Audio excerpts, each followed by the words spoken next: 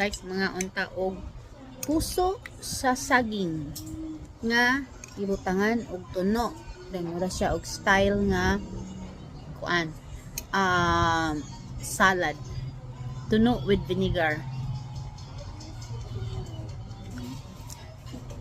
Oh my god.